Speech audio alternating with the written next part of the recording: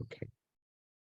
So there exists a not the parliamentary privilege. Wait. There are people who are still admitting. Wait.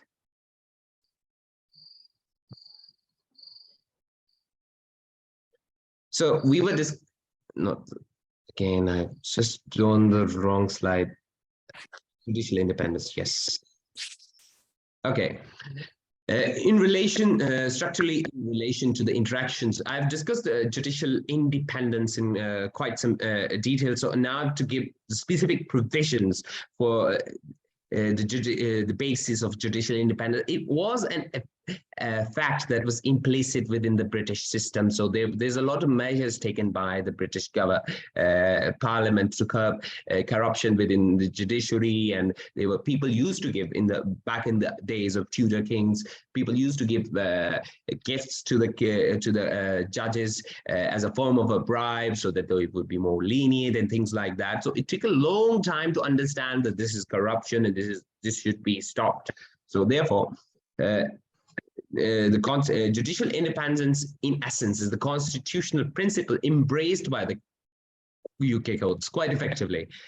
As a result of Act of Settlement and the historical developments that I mentioned, in the case of Cyrus versus Moore, it was established that judges enjoy absolute privilege from a legal action when working in judicial capacity. For instance, if I don't give a decision, if I'm a judge or if there is a judge, he gives a decision that the legislature doesn't like or anyone disagrees with, he cannot be penalized for giving a judgment. And therefore, we have the system of precedent. If you don't like the decision given by one bench, you can go to the higher bench, or maybe the Supreme Court, the Court of Appeal, for that matter. So furthermore, and there is a financial part to this. So in the times of Tudor kings, they will hire and fire things because they were despotic. They want things to go their way. And we have seen Henry VIII very infamous for things he did precisely. So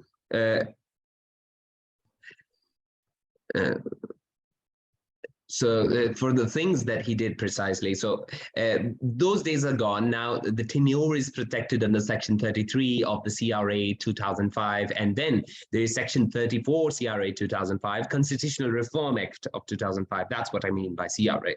So it made a consolidated fund so that curtailing or stopping the salary that we want to hit the judges for the decisions that we don't like became hard for them, hard for the parliament and legislature or any executive body of the government.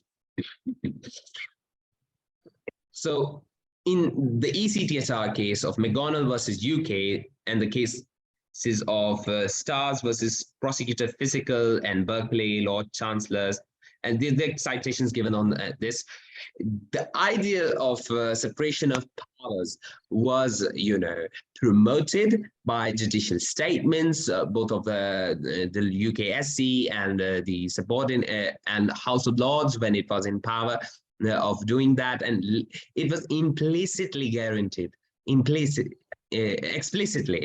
Implicit guarantees were there, but implicitly it was guaranteed under Section 3 of CRA 2005. So moving on to the sub judice rule, another thing.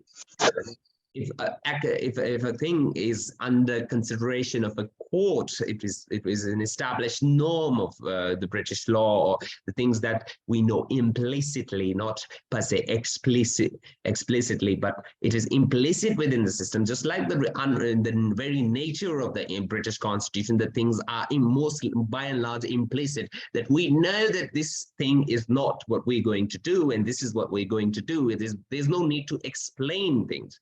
Why? Because it's been practiced over centuries. It's not that it happens today that we have to pass a statute for that. So the convention of sub judice rule implies that no cross proceeding would be discussed within the parliament before the verdict came or the final appeal had been utilized. The judiciary is bound to act impartially, as demonstrated in the famous Pinochet case, as you have known about the dictator that was, I think, from Southern American state. I think it was Chile. Prior to that, in case Dimes v. Grand Junction, as in specifically in Pinochet case, there was Lord Hoff, who served at an international body. I believe his wife served as Amnesty International. So therefore, he had to recuse himself. Why?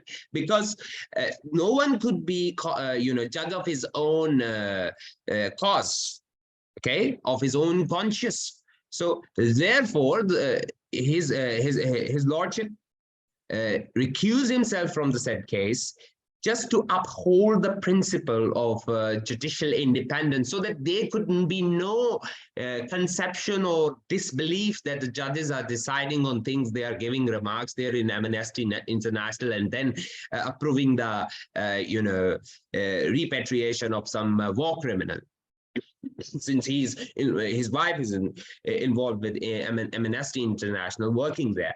So in Dimes v. Grand Junction, and as implied by the doctrine of natural justice that no one can be his own judge, these cases further enlightens how rigidly or how idealistically attempting to the UK constitutional system is closer to the doctrine of separation of powers. But the problem with ideals is we can never be 100% exact on the point to the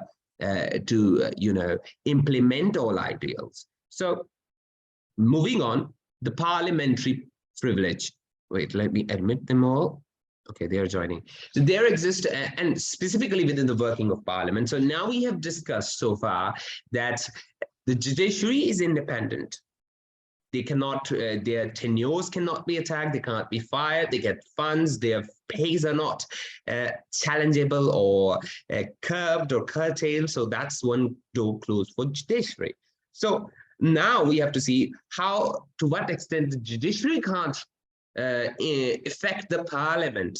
So there exists a parliamentary privilege in relation to the proceedings of the parliament. The things said or done can't be used to engage in legal action. If someone says, let's go to war in Iraq, that cannot be challenged in the courts of law. That's a policy statement. That's not a thing the court of law is entitled to adjudicate on. Therefore, the parliamentary privilege was questioned in the case of Pepper versus Hart. It's a very interesting case. In this case, what happens is, I think the judgment was given by Lord Denning in that time. He was in Court of Appeal. So in Pepper versus Hart, he or some other lord of the Honorable Lord of the House of Lords might have used actually Hansard's, and the rationale for that was the Hansard is not for the purposes that we Hansard. Let me tell you what Hansard means. Hansards are the parliamentary debates. So the purpose of using the Hansard was to understand what the parliament intended with the act and give it the effect which was intended. In the rules of interpretation, you can see that. So the intended effect shall be enacted. So it was not a breach on what parliament, a dictation by the court, what parliament can do and cannot do. You see, within jurisdiction where there are written constitutions, the Supreme Courts, like the American Supreme Court, Pakistani or Indian Supreme Court, will say, this law is black law, it goes against the Constitution. So that's not the thing in the UK. Their separation of powers becomes possible just because there's an unwritten constitution in this regard. So, the Act of Parliament cannot be put to question by any means if the court might do. Certain attempts have been made in certain cases by, frivolous litigants. One can be doing a litigation for public interest, let's just say, or make another cause of action. And the purpose in it is to curtail the powers of certain institutions. And we can see in the HS2 case in Piking versus British Railways, but the argument that the act wasn't passed in the requisite way, the parliamentary procedure wasn't followed, it's not entertained by the UK court, you see. The UK court is very strict on that the parliamentary procedures are to be implemented by parliament. We see parallels in other jurisdictions as well, that the internal acts of the parliament cannot be questioned in the court. It is beyond the jurisdiction of the court. Court cannot exercise the jurisdiction within the parliament insofar what is being done is within the meaning of parliamentary proceedings. So, and in the famous case Jackson versus AG, it was made clear that the competence of the court to put in question the parliamentary procedure under the guise of judicial review. So there are limits to judicial review, and the court itself accepts and embraces those limits rather than it's being imposed on the court outwardly. It's being embraced by the court of law in the British constitutional setup. So moving on, checks on parliamentary power. So where comes the checks on parliamentary power? The conventions to keep in check the dominance of a majority party, limiting the number of ministers, oppositions, PMQs, the Prime Minister, these are questions asked to him, and other scrutiny procedures, thus where electorates, its political repercussions are there, because the electorates are not going to vote you into the parliament. We have seen Boris Johnson, David Cameron, Theresa May. Many people leave the parliament because they did not, you know, have the confidence of the electorate, of the people who put them in there. So it is not the prerogative per se of the legislature to make laws on its own in vacuum, but they have to make laws in accordance with where they draw their power from, and they draw their power from whom? From the people. So it's an entrustment of people onto the parliamentary leaders, and if they are to breach the entrustment, that if they do things that are against the interest of the British people, or let's just say from the American people, or just the Indian or Pakistani people, let's just say a few places where there is arguably democracy, so they will vote them out. They won't elect them the next time. So there are repercussions. There's a free press. There are many civil society and things, ways to keep the parliament in control of the people, in the interest of the people.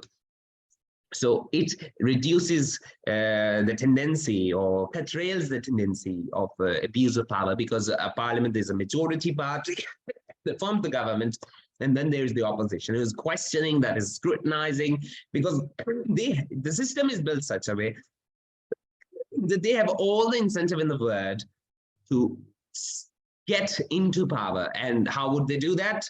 They will going to scrutinize the other, make their life living hell for them. And yes, when it comes to war, when there was Churchill, there was Second World War, or in the American context, there was Roosevelt, people will unite for national security, but lots of human rights abuses happens on the pretext of national security. It's the biggest,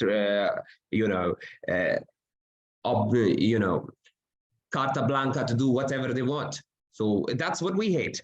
Arbitrary power, that is tyrannical. So challenges, what challenges do we face when it comes to separation of powers?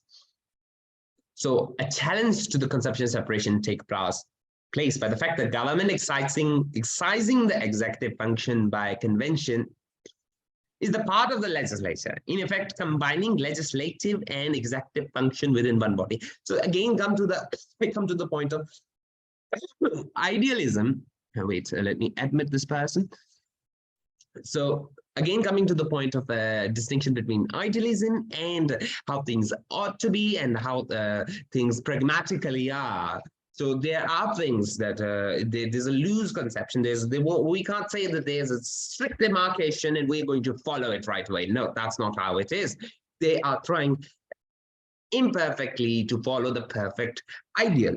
So Lord Hailsham expresses concern of rising the probability of electative dictatorship. That's a thing, by the way. Even we have seen in the Nazi Germany, for that matter, when Hitler came to power and became the electative dictator, that the majority government can influence the parliament, usurping the ideal of separation of powers.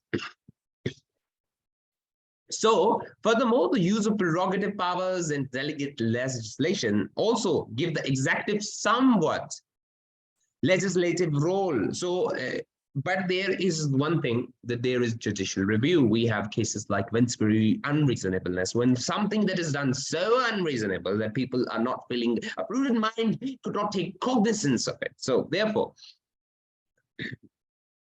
the practice of judicial review keeps in check the abuse of power by the ministers, because they're given the power, they're delegated, they are not directly exercising, they're exercising it in the name of someone. And it's put on check the discretion, arbitrary exercise of discretion, the prerogative powers and delegated powers.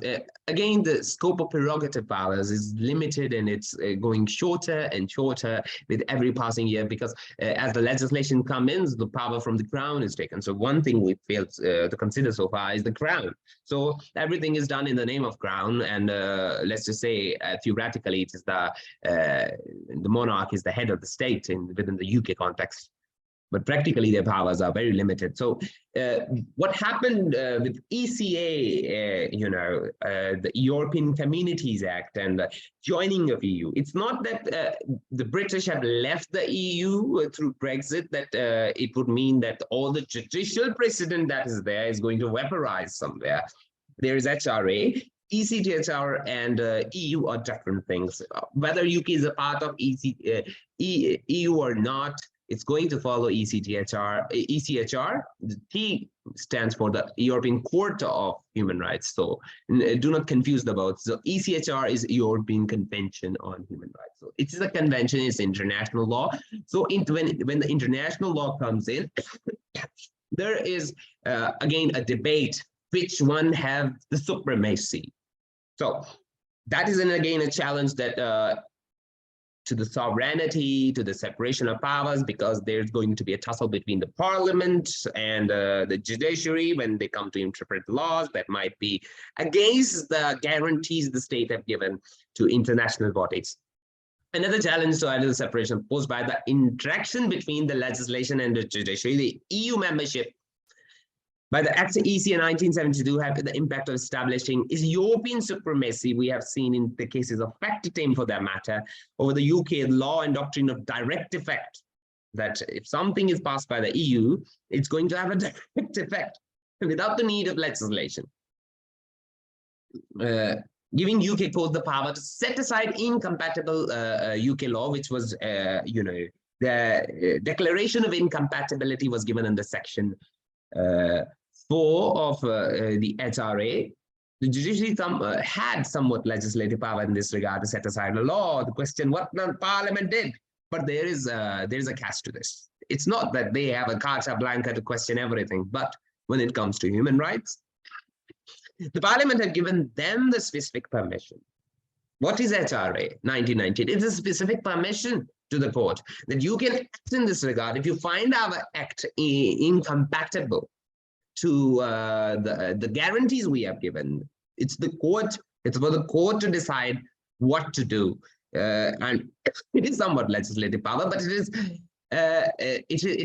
upon the directions of the said Parliament, the House of Commons, the House of Lords, for that matter. So under Section 3 imposes the interpretive duty on the judiciary to interpret UK law in a way compatible with the ECHR. The justification for such an overlap is the consent of the parliament. So here, everything we see is based on thing of consent, like people are ruled by their consent. Since it's a democracy, it's not have arbitrary power. That is given by the Enabling Act. So here, HRA is the Enabling Act. And the parliament itself grants the court these powers. The act could be repealed at any time at parliament's will, and which have, by the way, not been repealed, HRA 1998. And as you see, a very interesting debate about HRA since UK signed the ECHR, European Convention on Human Rights. Lord Denning stated that we have to interpret our laws in line with the EU laws on human rights, because that's not the thing we are going to deny to people their rights. And therefore, within this specific, it was way before HRA, and it became the part of jurisprudence first, and then came the statute. So statute is a post factum justification. It's like an afterthought. Things happen, then the statute. So judiciary have to keep in pace with what need of the time is in certain cases, to the extent they can. So the solution, the judicial creativity or activism, was a proclivity seen by the in the statement of Lord Danning in the case of Megger and St. Mellons versus Newport 1952 by declaring the duty of court to fill the gaps where the statute lacks. So that is the place people come to get justice. The courts, and it's their duty to give justice. That's their purpose, their raison d'etre, the reason of their existence. This was further seen in the case of Shaw versus DPP 1962, again in RBR 1991, and SW versus the UK 1995. The court created new offenses, just like we see the marital rape. There's no legislation, but in the given circumstances, the court have to act. So in the marital rape, where we see many things, we read it superficially, that the married person had a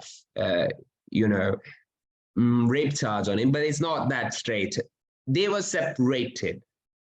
Afterwards, he forced himself. So consent is everywhere important. Remember that when it comes to ruling people, when it comes to having relationships with people.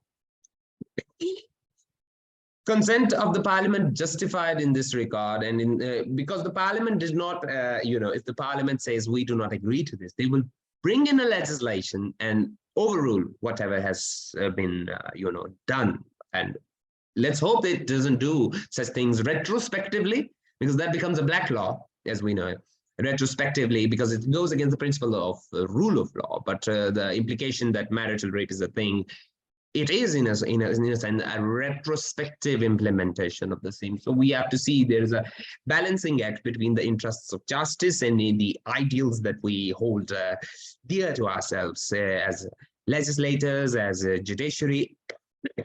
Purmoil versus the Lord Advocate, where the Parliament established that it can overturn any common law principles on constitutional grounds.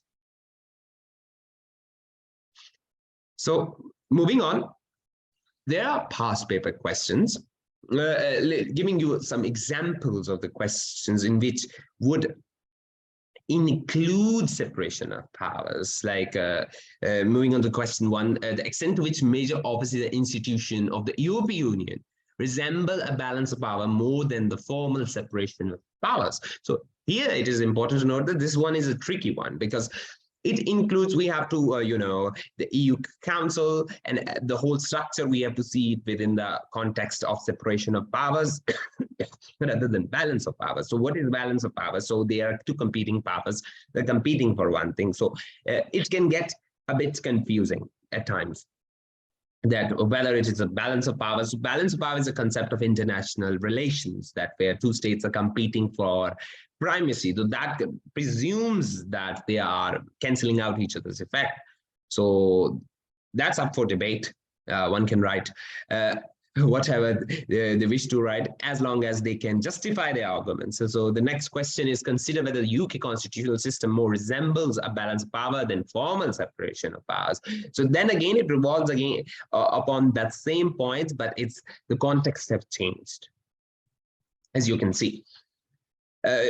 Discuss the extent to which British Constitution embraced a rigid doctrine of separation of powers. So I have discussed at length how the difference between the ought to be and is. So that clears the point out, and you can elaborate on that with the help of case law, some of which I have provided already within my lecture. Discuss whether it is essential for democratic government to be based on separation of powers. So there is a description of Montesquieu in which he explains the forms of governments that I briefly explained, that if one person can't be a judge of his own conscience, so therefore the concentration of power, and why don't we want this precisely, that the person will abuse the same if there is no checks and balances and no way to control it. So we cannot hand over the power to someone without the assurances that he would not abuse the same. examine the extent to which separation of powers is a central feature of the modern UK constitution. So we can go with the historical background, how it was, how it became, and how it is. So case law speaks for itself in this regard. I won't be able to give you answer plans or anything like that in this short lecture. So now is the Q&A session. So I would invite all of you to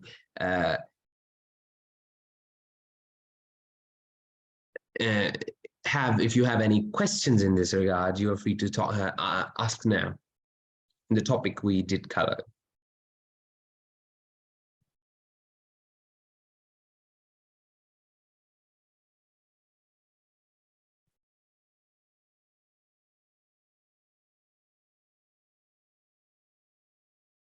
Am I audible? Are there any questions that you wish to ask with regard to the topic we covered so far?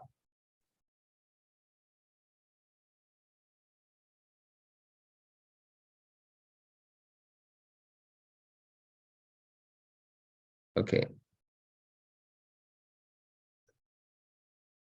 Okay. If there are no further questions, I would love to have some intriguing questions from all of you, and I hope that you find this lecture meaningful and helpful in understanding of public law. So let's conclude this lecture, and I would like to thank all of you for attending the lecture series. In case if you want lectures, join regular lectures with me in the future. My WhatsApp is added in the group, and my email is also given in this slide. You can write it down, alizaibbukhsh@hotmail.com. You can take a screenshot of this as well. So let's hope to meet you guys, some of you in the future, in the regular sessions that I'm giving.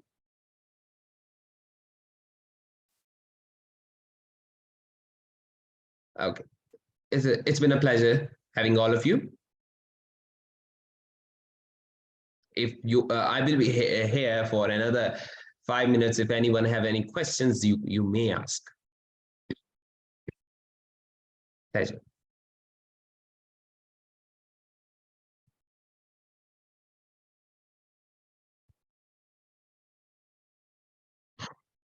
Okay, let's conclude this session. Let's hope we'll be back learning more and going through in more detail the next time over.